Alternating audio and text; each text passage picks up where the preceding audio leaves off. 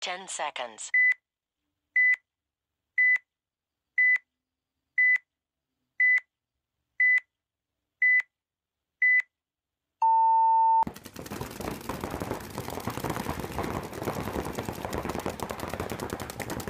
What's going on, everybody? Welcome back to the View from the Dead Box. We are 1 week off of a MVPS event that has been up and down and hysterically all over the place today and yesterday. It's been a series of unfortunate events. Lemony Snicket's, I believe.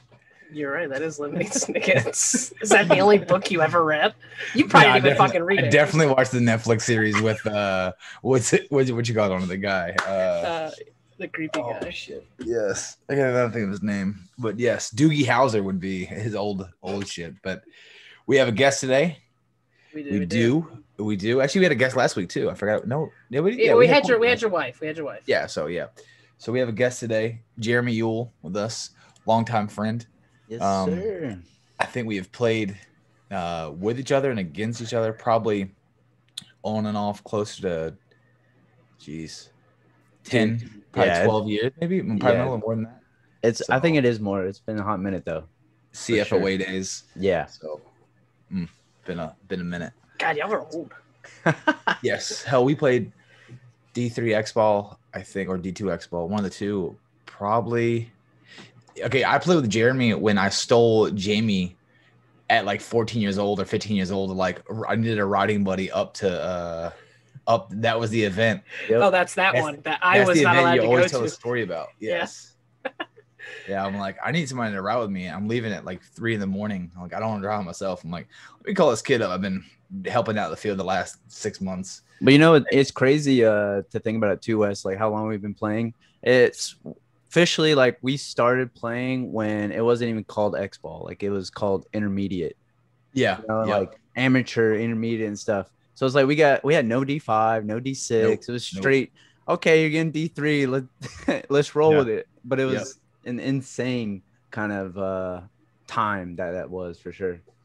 And everything, and I think everything goes with that. Now that you think of it, now I think about it, it's just the days are just so much faster. It's like insane. Mm-hmm. Like I was just talking about to Chris Cox today about something, and I remember him going to Michigan for work, but I swear to God, this was like 3 months ago, and he's like, "Yeah, I have to." He's doing stuff for work, and he was like, "I'm like, already? You think you have to do it again?" He's like, "Well, it's been a year." I'm like, "A year?" I'm like, "What do you mean a year?" He's like, "Yeah, it's this time last year." I'm like, "Jesus Christ, man!" I'm like, the time is just unreal. Yeah, a year ago, yesterday was when my dad got his positive COVID case, and they locked our fucking household the fuck down. Yeah, like that's what I was thinking too. It feel like a year. I know, and that's when I worked from home for like 8 weeks. I was like, "Holy!" That's the only time you played Call of Duty. It is the only time I played Call of Duty. Don't tell my previous employer that. Yeah. I was fucking racking it up, so I ain't played since. God, logged in on a computer work hours and playing Warzone the other. I sure did. So Jeremy, when did you start playing? Obviously, I know you and Wes go way back, and I met you when I was younger back then. Like, I almost went to that tournament. He talked about driving up in the morning. Yeah. It was like 3 o'clock. Me and him and Jamie were playing Call of Duty, and he was like, "You want to come?" And my mom was like, "You're fucking 14. No, you're not leaving the house with Wes at 3 o'clock in the morning." Weirdo. Yeah, and I was like, "Well, why not?" But so I think I started playing tournament wise was like 2004.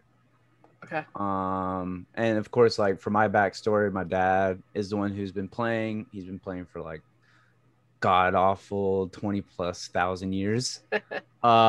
So he's the one that got me started. And of course, you know the shindig. We all get the spiders and the piranha. That's what I had. I started doing that, and then 2004 I got thrown into tournaments. Like it wasn't even like rec ball. Like I just got straight into it. And then, you know, of course, like 2005 it progressed, and my mom actually got involved more. So we opened up the Adrenaline Paintball store in 2005, which is still currently going. Yeah, it's still around. Yeah. Yep. We're still running it. So it's been cool. Like family wise, you know, it's a blessing because like I can literally be at dinner and be like, we played the corner. I shot this person. My mom's like, yeah, I totally know what you're talking about. Like, I don't have to sit here and be like, explain it to him. I can be like, I got a 4-piece and went and bunkered him. She goes, did you shoot him in the neck? I'm like, fuck yeah. Like, that's what I got to do, you know? So it's definitely, it's thinking about it now. It's definitely been a long journey. Oh yeah, for sure. And like Wes said, it's been back and forth for me and him. We've been on a team together, and we play against each other. He'd snap me out, I snap him out. It's just, back and forth.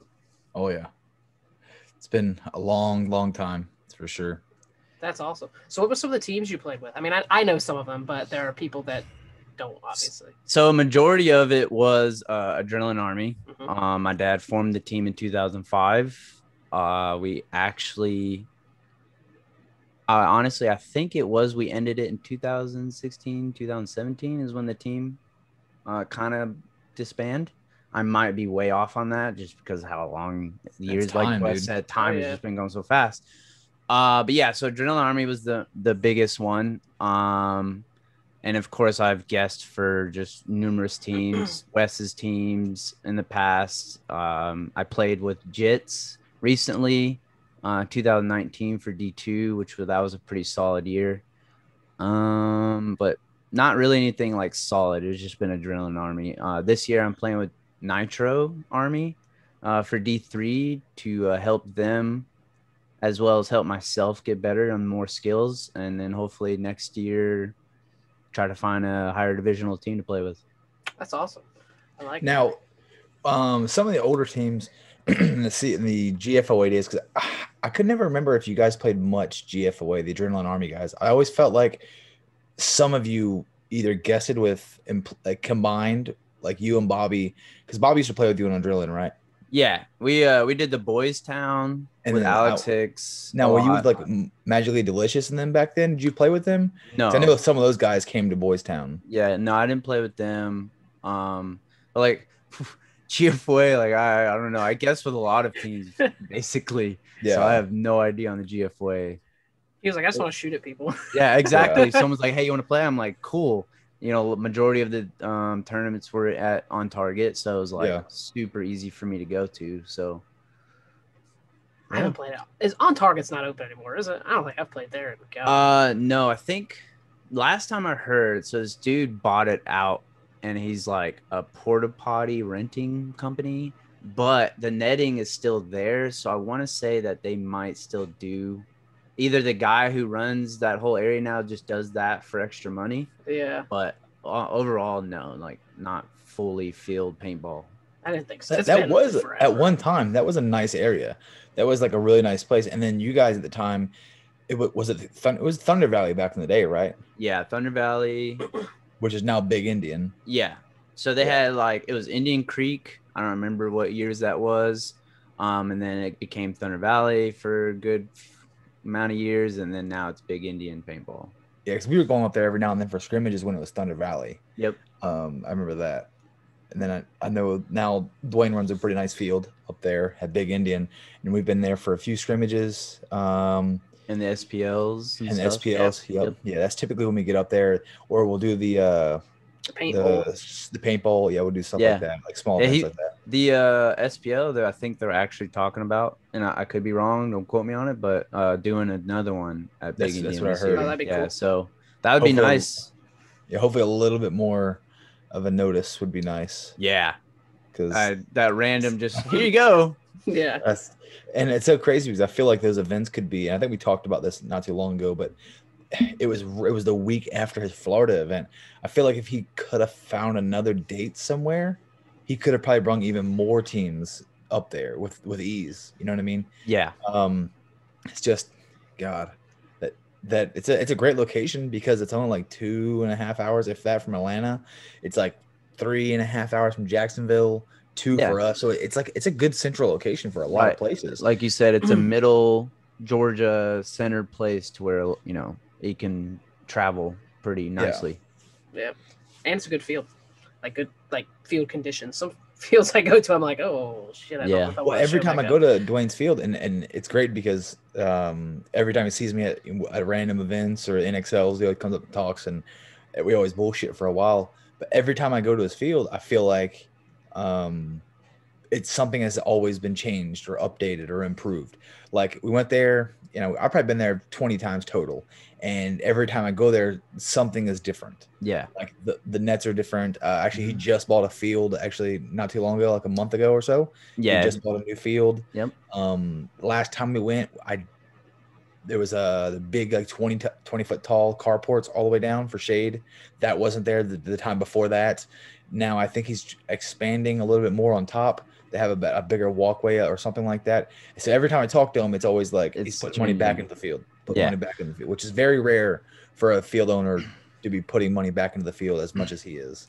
Yeah, the biggest thing that, I mean, we all know, like, I think you guys have covered that in your previous podcast, is like Georgia's dead. I mean, for player paintball wise.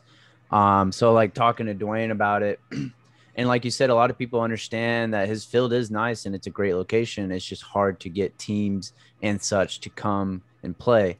But yeah, every time I've talked to him, he's always changing. He's actually possibly hoping to get another field bought to upgrade. So we have 2 solid fields. He's done a little hyperball field, and like you said, every Knicks he's done to keep the players, happy, like the shade, and he just fixed the lights on the field so we can have night ball or just people want to walk the field. But like I said, everything he's changing. He wants to be there for the players and be able to have a home for them to play at, which is hard, which is like very hard to find. Why do you common thing?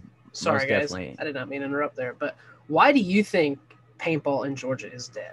Like, I feel like there's 3 places. There's us in Savannah, there's Big Indian, and there's Augusta. There's obviously other fields, but I feel like those are where I say dead as in like a tournament player wise. I feel like those are where all the tournament players are. Nitro at one time used to be really nice, and now that I hear that Nitro is closed, I think a lot of the teams have transferred over to Classic, I believe. But Classic, my understanding prior to that, everybody would be at Classic would travel down to us because they said that Classic wouldn't set the speedball field up. They would be like, if you guys want to play, you got to set it up. It's like, as a field owner, I'm like, how do you let that happen? It's like, it's like, do you want business? I don't understand. Right. Yeah, Mo did a amazing job for Nitro for the longest time, and like you said, I think that was like the hub for a lot of the players because that was like the Atlanta base. And I would say 80% probably be the players were in Atlanta. Yeah. But like you said, it's now that Nitro is closed. It has been a disbanding of players going to different places. But as in what you were saying about like for being dead, I think it's just majority of it was a lot of players played in their prime in the back days to a point where life hit them, to where they just quit and are now starting to come back. Yeah. But field wise, when you start dwindling on the field, then players will start leaving too, because if you don't have a lot of good fields, why should they play? Yeah. And like you discussed on previous podcasts, as in like why are good Georgia players going to different teams? Well, there's not really somewhere where high ranked players could go, so they have to go to different states, which sucks. It does suck. Yeah, I mean, and you can't blame them. Everybody wants to go where the programs are, right? Yeah. And there's just not a program really here. And I mean, you talked about trying to like build a Georgia team, of like a higher division, because I feel like the player base is definitely there. Absolutely. Now, there is a lot of high and skilled players in Georgia for sure. And we have all played D2 and higher, multiple seasons. So I think the skill base is there. But everybody's a little bit apart, which isn't a huge deal as long as everybody has the commitment that they want to, everybody will travel at least 1 weekend somewhere a month is where you're going to be traveling. You might have it at your home field, this week, but next week it's going to be at this field or something like that. It's kind of just a weird area where a lot of other places like CEP or, Carolina Paintball Park has like, I think two like programs there. They don't have to even do shit. Right. They go to that field and like there's 10 teams ready to play. It's so much easier to run a camp when there's 100 players there for a base. You know what I mean? It's just so much easier. Right. Yeah. I mean, it's there is a lot of players for sure that I can see that I was like, I one day just put a list of names. I'm like, man, this is all the talent. But like you said, it's like you have to have a hub somewhere that can put them there. So it's like, okay, we're going to start here, ground up, get the players together and make it happen. But the biggest thing that is always a struggle, and Wes and I has talked about it, is the funding. So, you know, we all know it's, you know, it's a hard thing, but as you go higher in divisionals, it's a bigger money, especially if you play in NXLs. You're looking at 2,800 for entry and stuff like that. So it's so wild. It's insane, especially for payout back. And I've bitched about this so much. I just don't understand how one team can pay $2,800 entry fee, and if they win, they don't even get that back. Yeah. Like, and we're not even talking about traveling and a hotel and probably shooting 40, 50 cases of paint. We're not even talking about that yet. But it's like the money's not there. The risk to reward is not even there. If you risk it all and win, it's a lot of times you don't even break even. You still paid to play. It's like I never understand that. It's a wild sport, man. It doesn't happen anywhere else. Well, in other sports, it happens all over in paintball. Yeah, that's what I'm saying. Okay. It's one of those things too. Like we've talked about it, and I think it was as well. Like if you look back at PSP, so PSP was the top dog; they could do whatever they want. And then when they started to where they got bought out or transitioned to NXL, here we go again. They're a top dog; they can do whatever they want. Like people want to get better and become pro. Well, you're gonna have to play it, so they're gonna have to pay for it. But like you said, for winning wise, it's as players, we wish it would be a little bit better, because if you win, you want that satisfaction. We're not sitting here thinking we're going to get money back to where it's like, oh, I'm good, but break even at least, because we're all here for paintball. We're not here for, to me, in my opinion, I'm not here to get rich. I'm here to play paintball, get better, have friends, make new friends.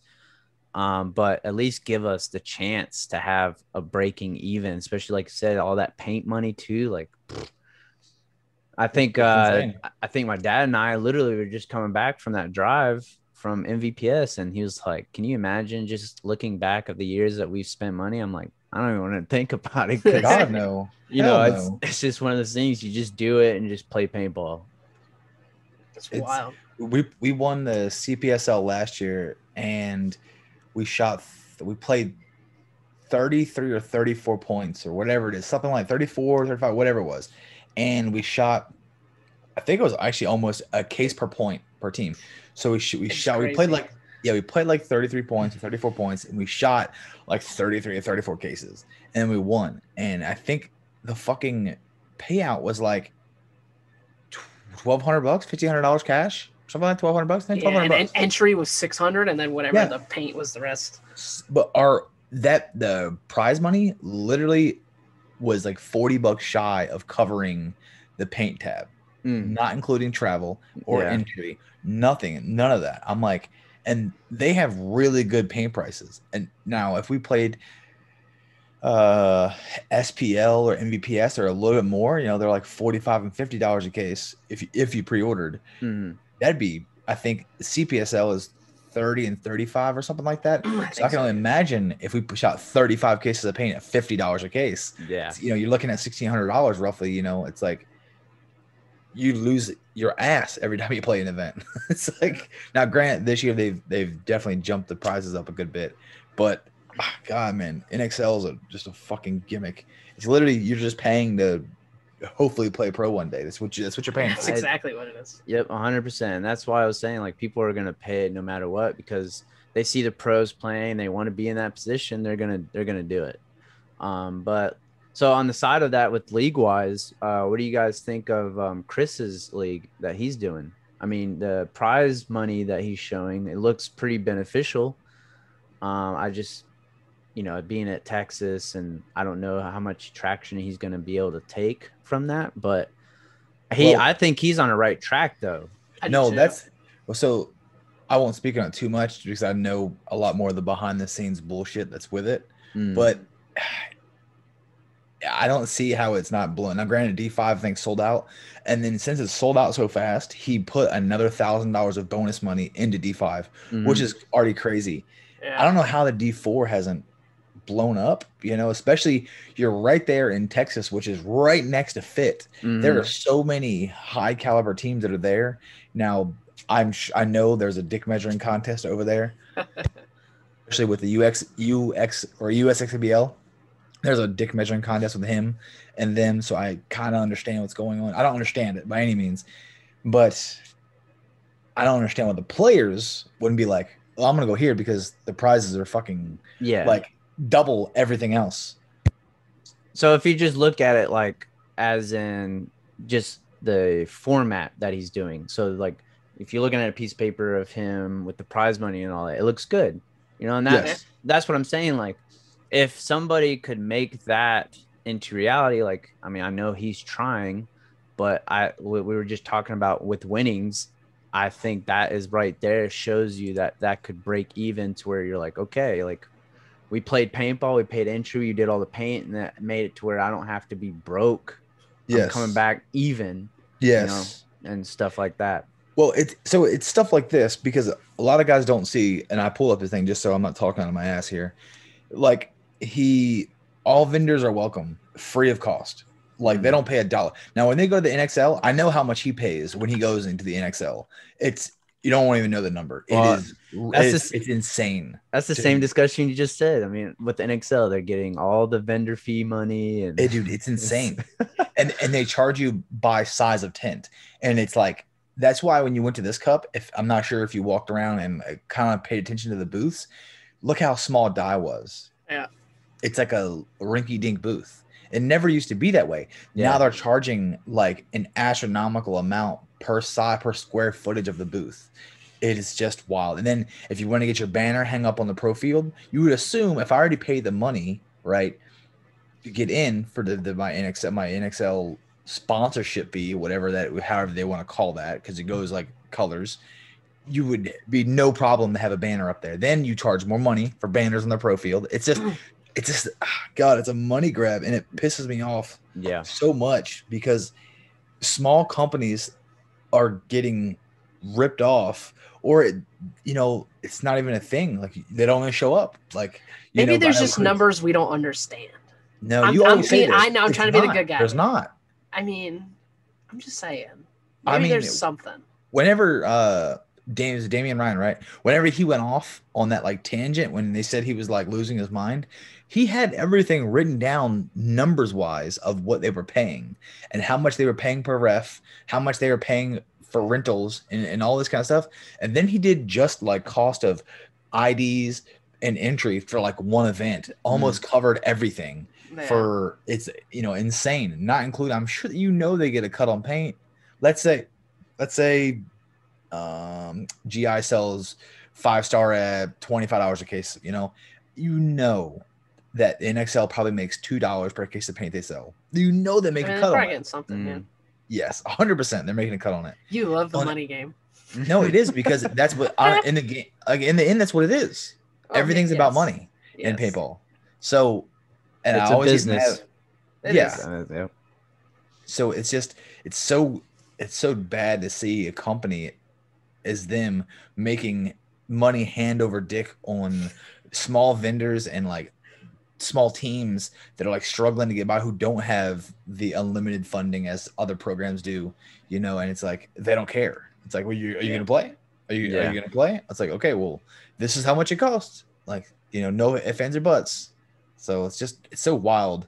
But yeah, he's not charging vendors to come in. Now, granted, he's getting vendors left and right because they don't have to charge, and they're right there in the middle of Dallas. So if you want to sell shit, he doesn't care. Come in.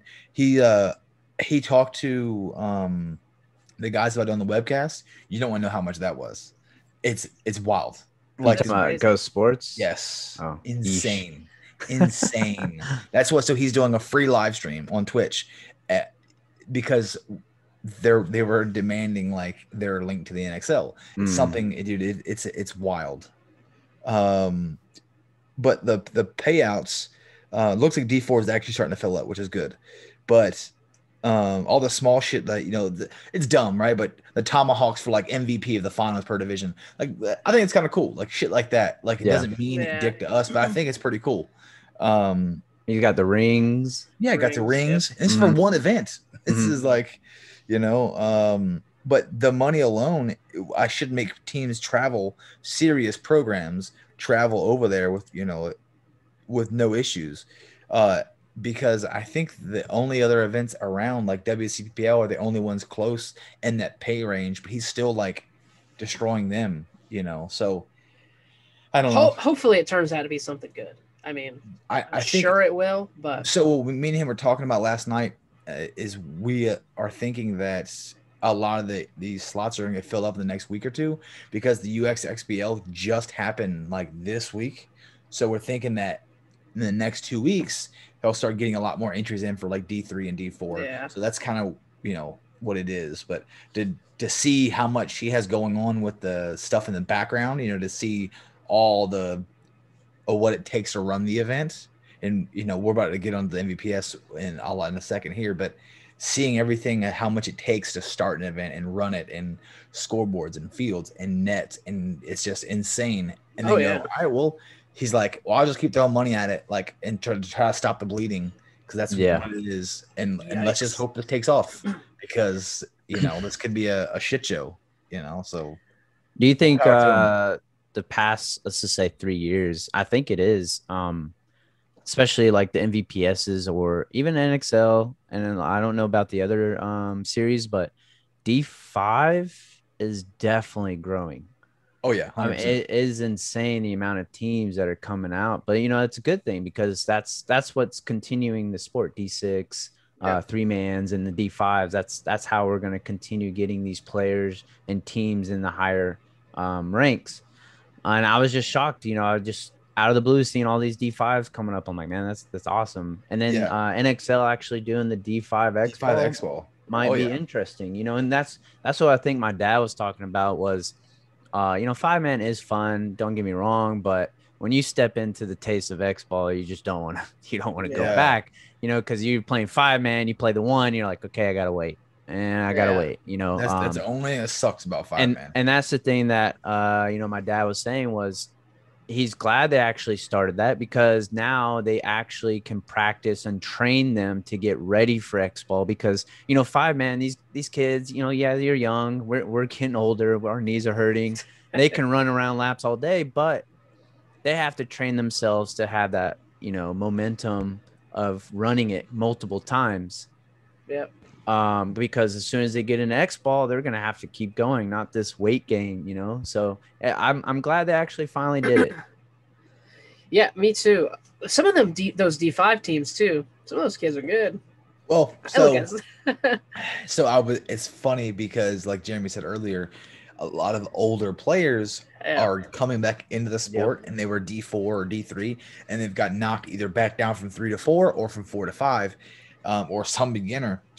And I'm like watching my wife play against guys that I played against like 10 years ago. Yeah. I'm like, and I think it's hilarious, I mean, technically it's not sandbagging because your rank is your rank, right? Yep. But so a lot of D5 teams, our buddies are putting teams together again with guys that they're at the field because they got D ranked. So like, well, shit, let's just put a D5 team together and go play. I think that's why it's growing so much is like the CPSL offers D5 X-ball, and B, so that's what we see a lot of teams up there like that sells out instantly. But a lot of teams are starting to move that way because a lot of older players can mentor these younger teams because they came back from a 4 or 5 year hiatus and they've got D ranked, and now they can lead this team who was a bunch of like 15, 16-year-old kids who like were just like smoking pot in their back of their mom's car, like, in between like classes at high school. They didn't know, they had nothing, like, let's go play some paintball, dude. They didn't have any leadership, behind them. So, I think that's why D5 is blowing up the way it is because the guys are coming back on, I really don't want to go to D4 and try hard, or D3. I can just dick around in D5 and just have a good time. And I think that's what it is. That's awesome. So you brought up MVPS a second ago. You want to go ahead and talk about that? Whew. Where do we start? Where do you start? That I always say that was an eventful event, but I wasn't even at this event, and I think I was watching the live stream. I watched the live stream all day. Literally, I cut it off 10 minutes before, like it started drizzling, and I cut it off, and then I started seeing like all the posts and the texts and everything. But you tell me, how did the Project X guys play? Because I was watching it, seemed like they were doing pretty well. Yeah, until they weren't. Until they weren't, right? So, they showed up this event, and granted, which really sucked, is neither of our lines had any layout experience at all, right? Mm-hmm. So we were kind of worried. We're like, these 17s have been grinding on this field 2 and 3 weeks. We don't have dick for experience, because the weekend we were supposed to have it set up at our field, it flooded. So we didn't have any time to set it up. And then we went and played the CPSL, which is a blind layout. We came back, and then I think we had 1 week to set it up, and everything was wrong. We just had shitty weather again. I'm like, all right, well, we're just going to play two events in a row with blind layouts, I guess, because that's all we have. Yeah. And surprisingly, they played when they came off of a really good run at the CPSL, and I think they were riding that. And they were learning the field, which is a very weird field to me, because there was no Dorito side, which is so weird. Snake side was like crazy dominant. And there was the brick in the center, which we call the X, which controlled a bunch. So I felt like it was a race to the Viper and a race to the X, and zone control all day until you can kill one body and then double up on people, the rest of them. And I don't think the D5 guys were ready for that yet. They're still playing one-on-one ball, you know what I mean? Where they're playing heads up, gunfighting, trying to get a kill, and then moving to where I think this, towards the end of the day, when they played great, they got through, made the cut, and they got in. And then we played good teams, and I had to start putting game plans in, right? Where people had to start doing jobs. Like, all right, this is what you're going to do. You're going to go here. You're going to shoot this. You're going to shoot for this cut. If this guy gets through, you're going to automatically switch lanes, and you're going to this job. And this is what your job is here. You have to pass the lane off. You know what I mean? And I think it was just a bit too much. And I think I said this last time we spoke about the other event, when we got to the play against Nemesis, I believe, the same thing. We had a game plan that would have probably rivaled right up against them and stopped their game plan. But it was some of the players are just very, because this is their first tournament season ever, and some have only been playing this season ever. I think we're just putting, I don't want to say we're putting too much on them, but we're putting a game plan. Like, you do this, when this is done, you do this. When this is done, you move. If you see this guy go here, you do this, doesn't seem like much to us. Like, we've all done these things. I expect a player that has been playing for a season to understand how to do simple tasks. And I think they were struggling to grasp the job. Like, this is your job. You do this. You're not going out there and playing solo ball. This is what you do. Yeah. And we had a couple problems with people wanting to do their own thing. And I got on their ass. I sat them. I'm like, all right, well, when you don't do your job, all these other guys, if they're doing their job, you have fucked all of them, because they are playing off of you doing this XXX. If you don't do XXX, they can get shot in the back because you're not controlling what you're supposed to control. So other than we have seen a small couple quirks with the game plan stuff, they had a chance. They went overtime and had a chance of coming down to a 1-on-1. And I changed 3 in like complete different breakouts. We sent Ryan to the danger on the break, got right into the danger, went right up into it. And Courtney's in the 300 on the break. Hayden was in the Viper, I think, or not Viper. He was in the 2. I'm like, all right, cool. And we just didn't get any production out of Ryan in the danger. He was in the danger for probably a minute and a half, and didn't just no production, none. I'm like what's going on? Like, nobody knows he's there. He should be just annihilating people right now, especially off the break. It should be destroying people. So we were hoping it would win, and then it comes into 1-on-1s, and Jamie was already in the pot. Like he was already getting pushed right out the door. Like I already told him, I told Chuck, he's like, so if this comes down to 1-on-1, who do you, and before you can even say anything, I'm like, Jamie, he's going right back out. Like I'm putting him right in the fucking field because he had a 1-on-3 early in the day and he shot the first 2 and then got too aggressive, too cocky with the third guy and got shot. And he came to the pits and I was talking to him. I'm like, that's going to bother you all day, isn't it? And he's like, yep, sure is. So at the end of the day, I said, you know who was going back out there? And he's like, oh, I was going back out there. He's like, I was 100% going back out. But if it had the overtime 1-on-1s, I'm going back out. That is fucking awesome. But they lost to one of the rejects line. I think they had 2 lines there. I believe they split in the prelims and they lost to that line and they went to overtime with the second line.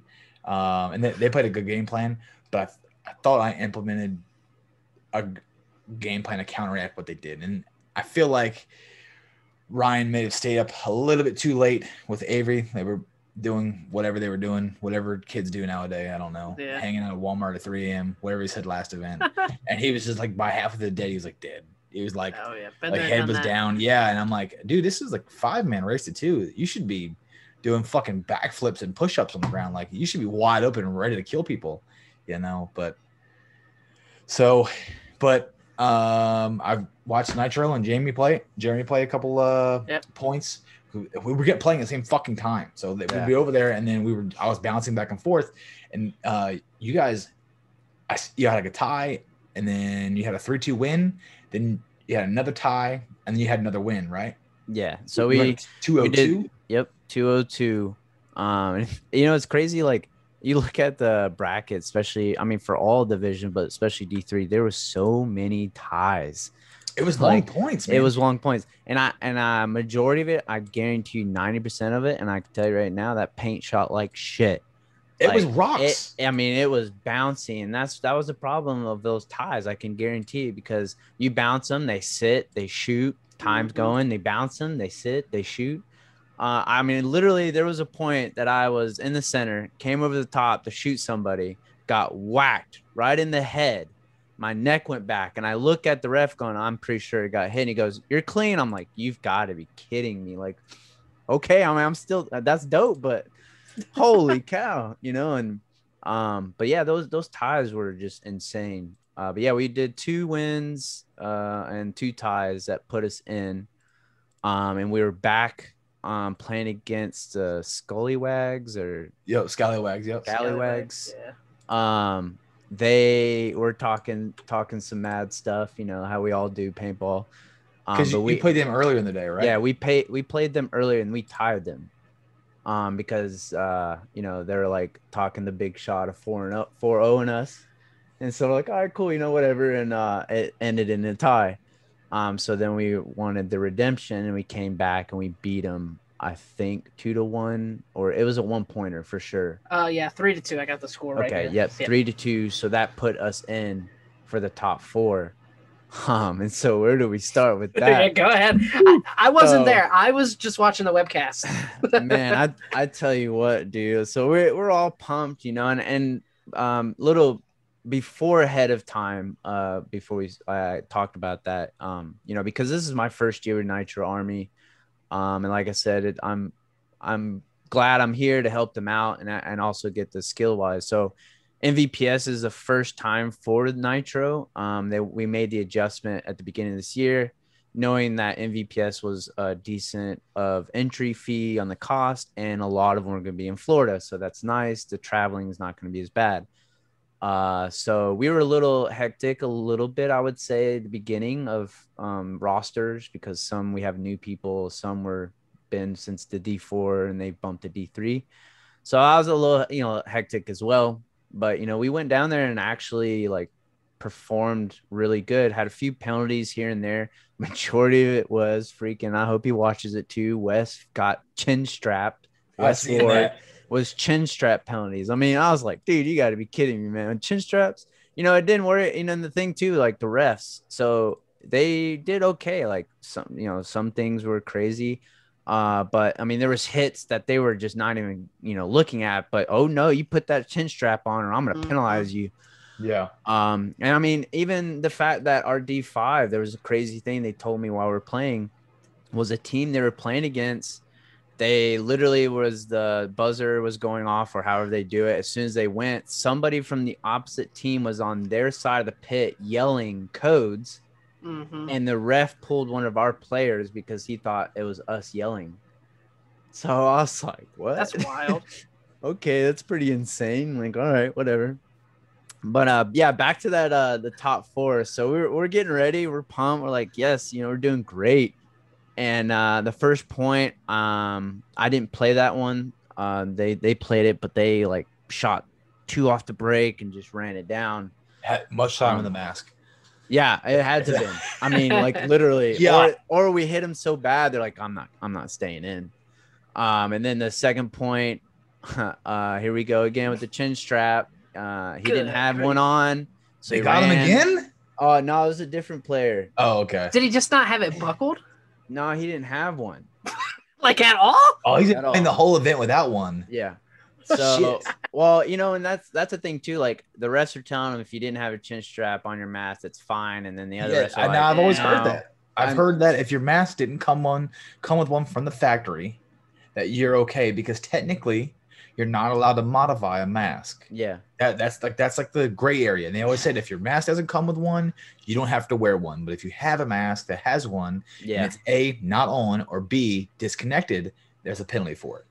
Right. So, the whole day he didn't have one on, and then come to when we're going on the live view field, 20 seconds in, they're like, oh, you got to have a strap on. He's like, are you serious? So he's running to the pit to tell him timeout, and literally it was 10 seconds left. You couldn't call timeout. Right. Yeah. So, they're like, they're starting with 4, and we're freaking out because we're like, all right, what do we do? And we just screwed ourselves up. The buzzer went, guns weren't where they needed to be. They just ran down the 50 on each side of the snake and the Dorito and just chopped us up. Cool, whatever. Third point. It starts to rain a little. We're like, okay, we're just a little bit. Rain. Yeah, it literally just started a little bit. I'm like, all right, cool. Put the visor on, whatever. We get on the field and it get heavy. I mean, it was straight heavy.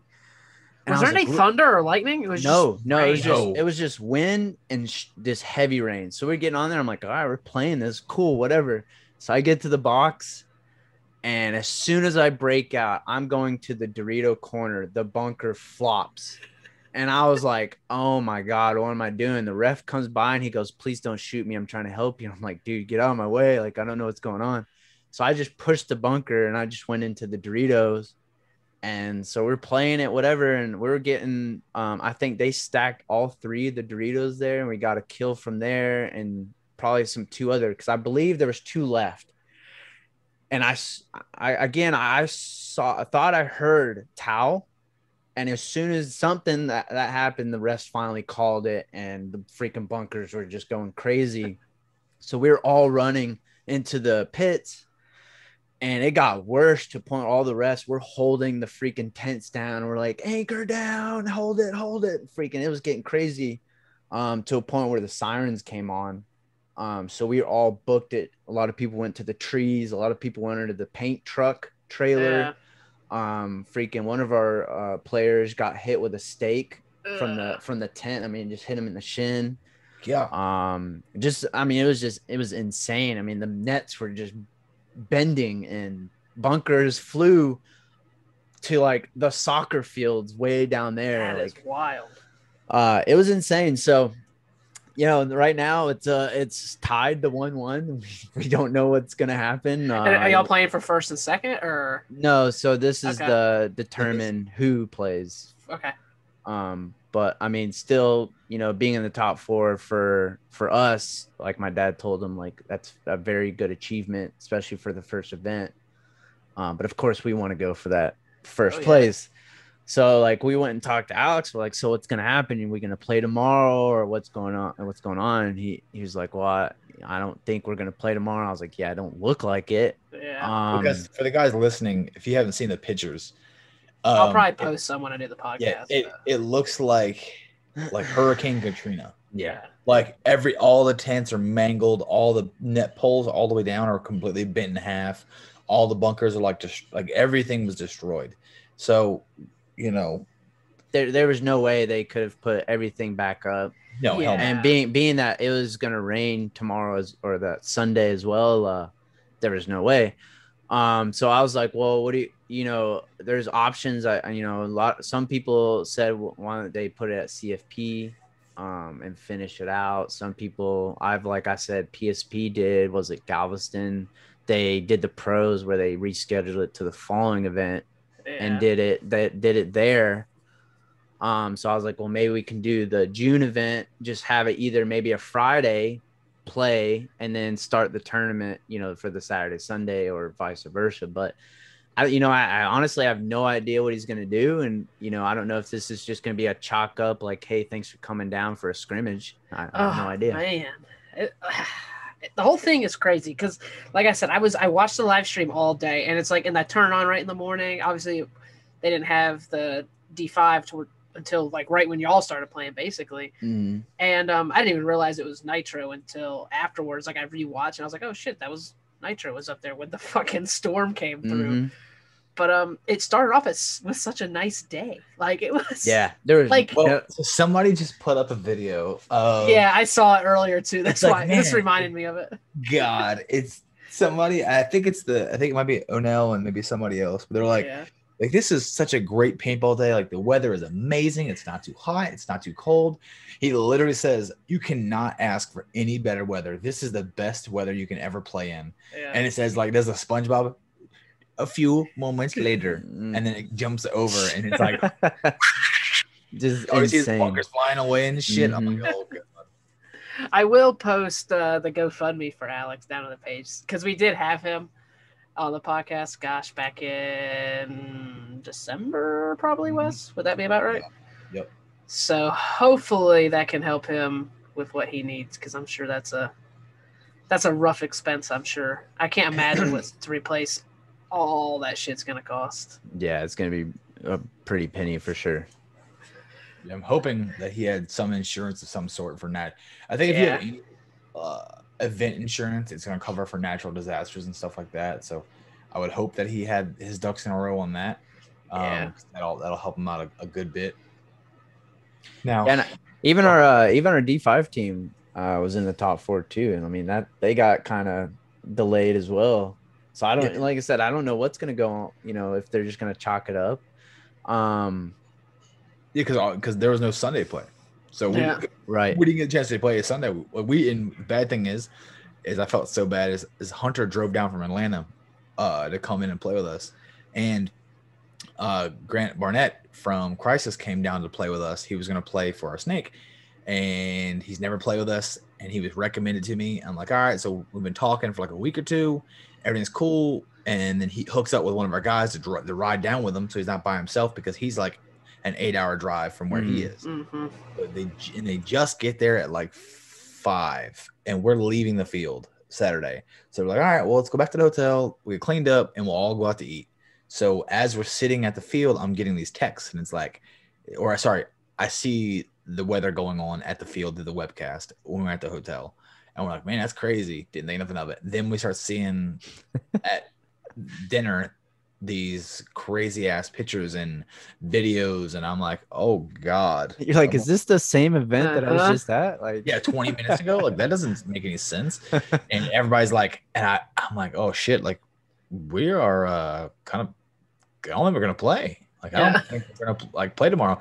And I could see it. Everybody was kind of like, well, and that sucks. Like we were down here. And I felt so bad for Hunter and Grant both that they just made a 16-hour drive rough, up and back, right? Yeah.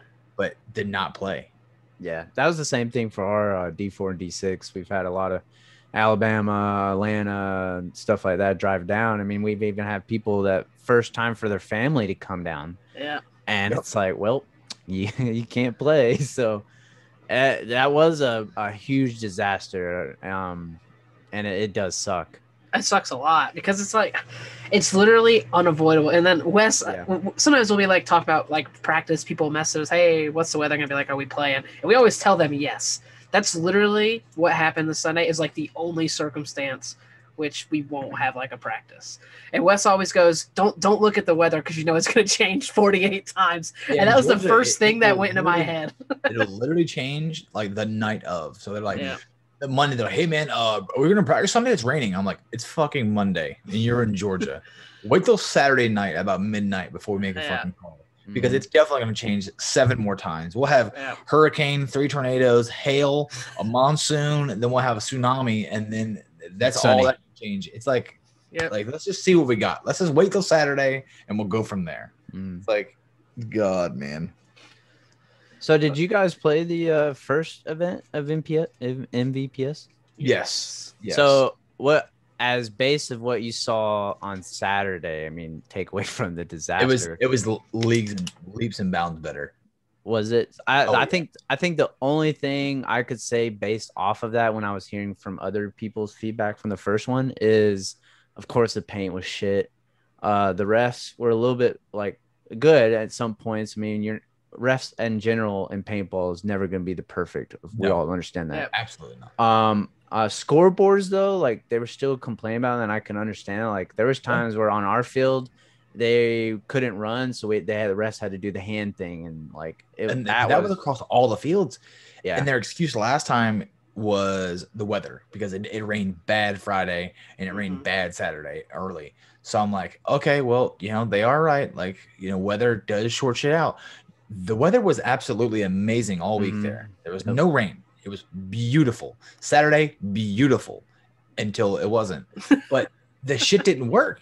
Nothing worked. Scoreboards didn't work. They had guys on the D3 field and D5 field calling fucking games with whistles like I'm in the 1800s. I'm like, we don't have like sirens, of air horns. We don't have nothing. We're doing arm drops and whistles. This is bananas.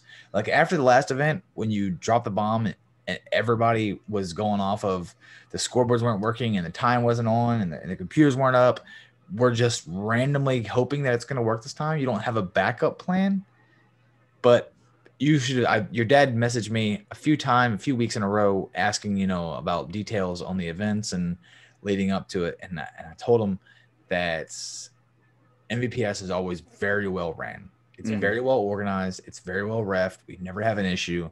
Now I said, I'll be straightforward with you. The last event we played at MVPS was the worst event I've ever played ever at any MVPS.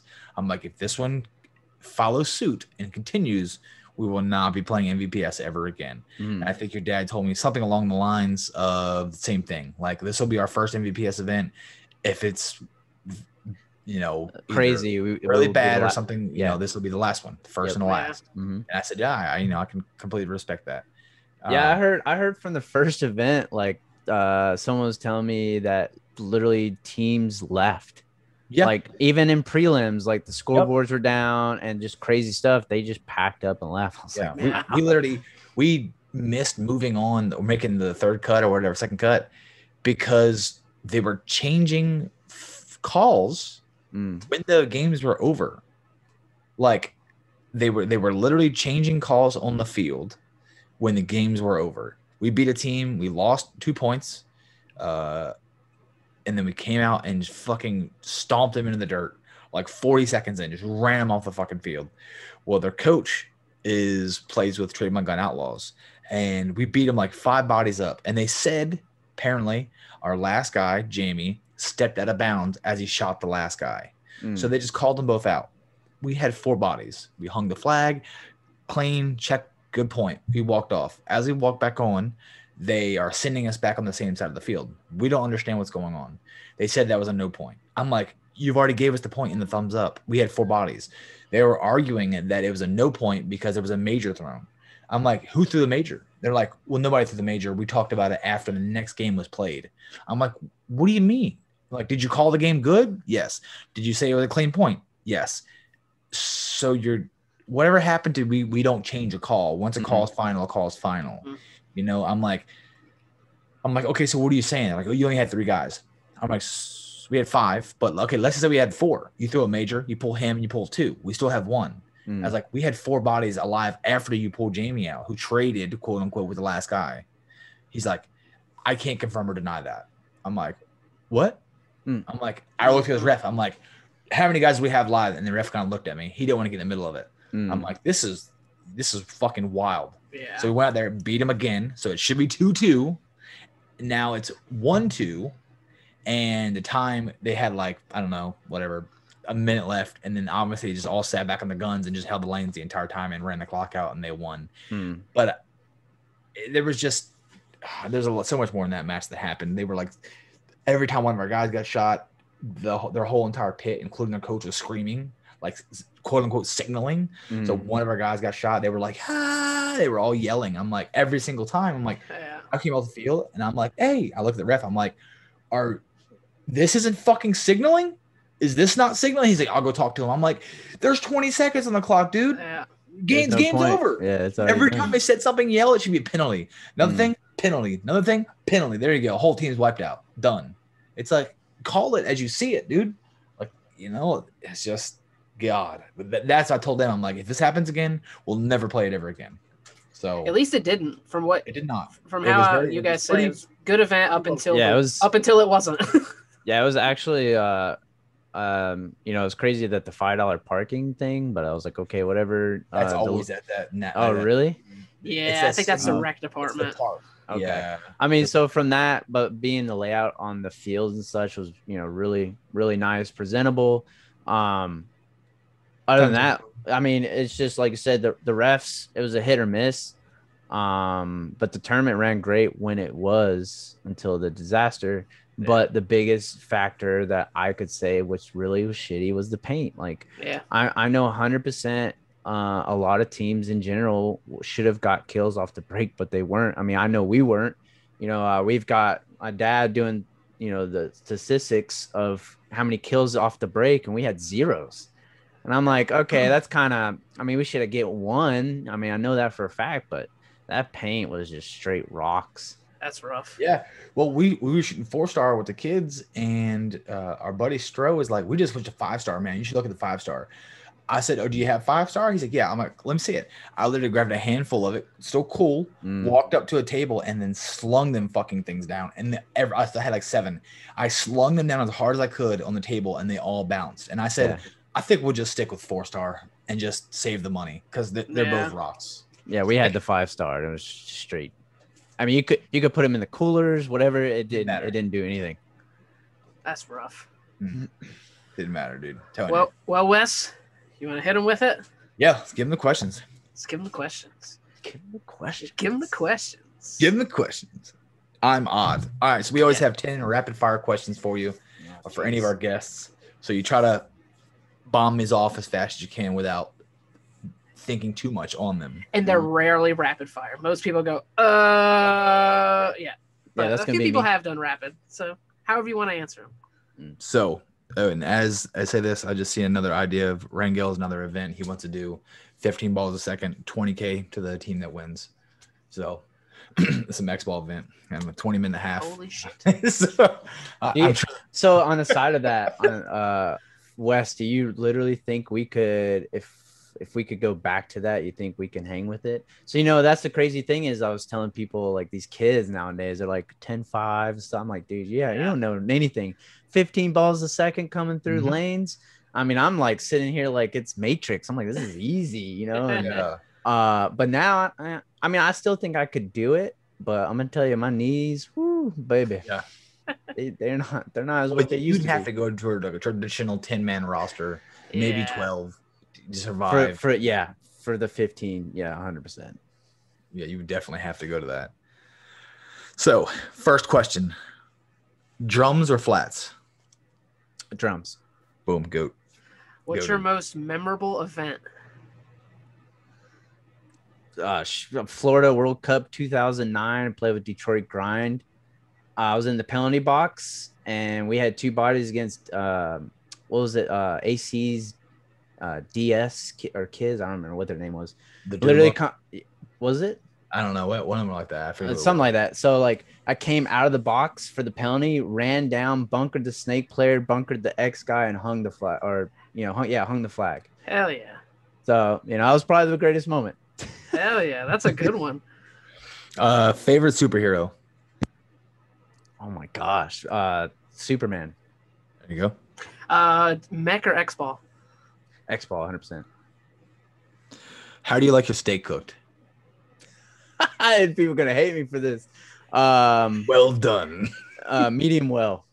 Ugh, yeah, that's yikes. Yeah, my wife likes it rare. See, I can't do the rare either. I'm a good medium. I'm medium. Yeah. Medium. Yeah. What's your favorite gun? Favorite gun? Yeah. Did you ever had? Oh, I mean, it'd be a 2007 Ego. Well, I mean, that thing's a tank. Yep. Yeah. I would agree. Your favorite adult beverage? Dude, rum and Coke. Rum and Coke. That works. What's one paintball event you wish you got to play? Yeah, but yeah, I don't know, really, honestly. I mean, you've probably played. Some people have played so many. That's a hard. Yeah, question my list track record of APA is insane to a point I don't even know. The only one I wish I would have played, and I don't think I've ever asked you this, Mike, is what's it called? What's the crazy scenario game up in Chicago? Oh, is that Dreaded Legends or is that Living Legends? It's Living Legends. Living Legends. It's the only one I wish I would have got a chance to go up to and do, because it's like it's an insane amount of people and it's like a party the entire time. I could agree with that. I've never played those, and then watching the videos of that, I was like, man, that's intense. Yeah. Spinning the axe, there's like cases. Yeah. Let's see. This is me? Yes, me. Yeah, this is you. I feel like I got all the food ones this time. You did get all the food ones. I don't think we've used this list before. Okay. Your favorite snack? Favorite snack? Munchies.